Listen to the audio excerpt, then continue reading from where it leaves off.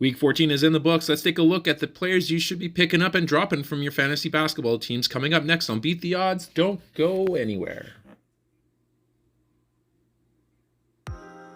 Hello, sports fans. Welcome back to another episode of Beat the Odds. We are going to take a look at 5 players that you can look to drop from your fantasy teams and 5 players that you can look to pick up. Of course, before we get started here, if you like this type of content, please like the video, subscribe to the channel, and stay tuned as well because we will be giving away an Anthony Edwards PSA 9 slab to a lucky subscriber as soon as we hit 1,000 subscribers. Let's dive in. We're going to start in Atlanta. Bogdan Bogdanovic is going to be our first guy we're going to take a look at dropping. Well, kind of dropping. He's on a bit of a downswing right now, and he's becoming a little bit more difficult for certain teams to be able to roster him based on his recent play. 30 minutes per game here last week, 12.3 points, 2.0 rebounds, 3.7 assists on 41% shooting from the field. Bogdanovic is a scorer, but he's only cracked 20 points twice since December 20th here. And for the month of January, he's 40% field goal and 28% from 3. Those numbers aren't just they don't help out in category leagues if you're counting field goals and field goals at least here. And if you're counting on him to be able to get you some threes and he's only shooting at 28%, that doesn't do really well there for your team either. So he's kind of on the fringe right now. He would be somebody that I would consider dropping if this trend happens to continue over the next couple of weeks.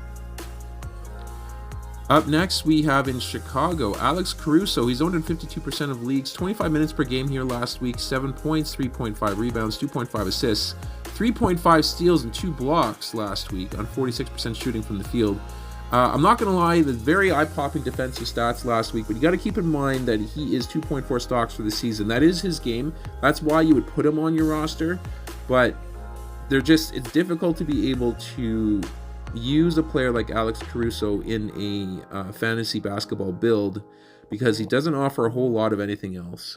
So if you do have a team that is that's got some big time scorers on that team and you win your scoring categories every week, then you could put Alex Caruso to kind of round it out there for the defensive stats, but that's really the only build that I can see a Caruso really slotting in and being a benefit to a fantasy team right now. Up next, we're going to go to Utah. Kelly Olynyk, he's been out for the last few weeks. He's got another few days to recover here. Might be able to make it back in action here later this week. For the month, though, we'll take a look at his month. 8.6 points, 5 rebounds, 3.4 assists, 38% shooting from the field, 76% from the line. Somebody who carries a center tag, it makes it difficult to be able to keep him in that position if he's only shooting 38% from the field. And, of course, he's going to be losing minutes big time to Walker Kessler. Kessler has been a beast. I think in the last 5 games he's averaged a strong double-double with like 2.5 to 3 blocks. I don't see Kelly Olynyk really challenging Kessler for many minutes upon his return. I have a feeling he's going to more slide to that backup role, which we have seen him play for many teams in many different situations. So if you have him on your squad here, keep an eye as to what happens when he gets back, but I wouldn't be too eager to hang on to him, at least in the short term.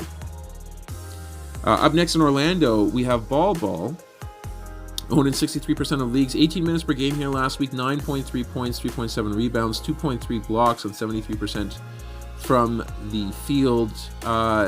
Ball had shocked the world in the first half of this season here with his play, with his combination of blocks and 3-pointers and the occasional double-double. He was really high rated for a good portion of the season here. But of course, now that everybody's healthy, he's going to be losing minutes big time. 18 minutes per game here last week just doesn't do enough to solidify a spot on many leagues. The blocks are nice for sure, but I have a feeling that as soon as Jonathan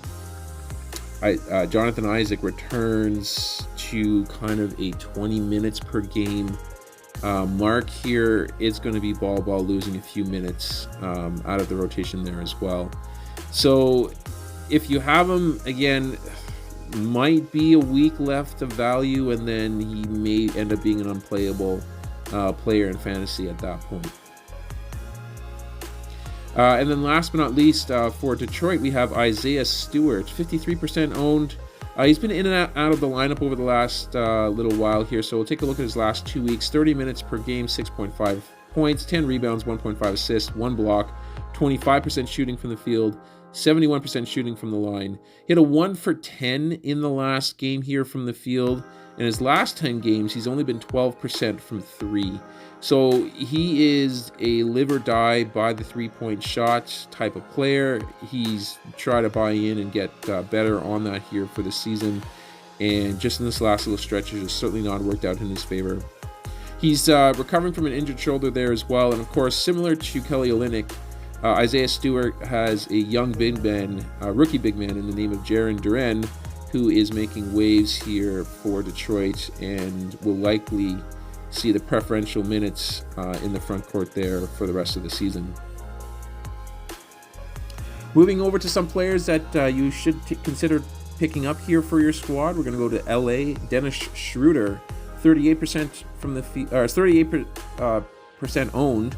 32 minutes per game here last week, 16 points, 4.7 rebounds, 6 assists, 1.7 steals, 40% from the field, 96% from the line. He's a bit of a polarizing guard, of course. He has had some big games and he's followed it up with some very lousy games. So you do have to play a little, or keep a little bit of an eye on Schroeder. He's not an automatic pickup in my mind here, but he's definitely a good one to consider, especially if you need some good counting stats from guards. But I would consider him more of a safer stash, especially if you get a game where LeBron sits. Then Schroeder becomes a main focal point of the offense there, along with Russell Westbrook. Schroeder is an excellent free throw shooter, so that's a nice thing to have there, of course. And he's been taking them at a pretty high clip. I think he averaged about 6 per game here over the course of the week, so that will definitely help out your team there as well. If he's out on the waiver wire, he's definitely worth a look if you need some solid point guard stats. Up next in New York, we have Quentin Grimes, 27% owned, 27 minutes per game here, 10.7 points, 3 rebounds, 2.3 assists, 44% from the field, 75% from the line. He's cemented a role in the starting lineup, and he's got a solid 3-point shot here. Now, he's not going to handle the ball too much. I mean, he'll chip in with the assists here from time to time, and he'll be able to kind of knock down an open 3, but you're not going to see him really handle the ball too much on this team. But he can certainly contribute on defense. He didn't really show so many defensive stats here last week, but he's certainly capable of a steal a game, half a block, a block every 2 games kind of thing. You can count on Quentin Grimes for that type of play. Definitely worth a spot here if you're looking to fill a wing. Up next, we're going to Orlando. We kind of talked about him a little bit earlier here, but Jonathan Isaac, he's 41% owned in leagues here, and that ownership tag is shooting up big time. He played his first game in 2.5 years, and to, of course, a standing ovation there in Orlando when he entered in the first quarter there last night. Played 10 minutes in that game here, had 10 points, 3 rebounds, 1 assist, 2 steals, 57% shooting from the field. He had knocked down a couple of threes there as well. Now that Isaac is back, Bobo and Mo Wagner are likely going to take a minutes hit. Bamba was actually a DNP CD in the last game here as well, so it looks like Isaac may end up jumping in front of 3 of them on the depth chart here. He's got tantalizing upside for those who have had Isaac in leagues there before. His breakout season, he was a great source of threes and steals and blocks. So, I mean, if he can get himself up to the 20-25 minutes mark per game, he could be fantasy gold for teams here. So, if you're sitting with some fringe players on the wire, the upside of Jonathan Isaac makes it worth picking him up here, at least in the short term, and see how he kind of fits in with regards to his role on the team here going forward. If he can bank some minutes here, he's going to be a real solid asset for a fantasy squad.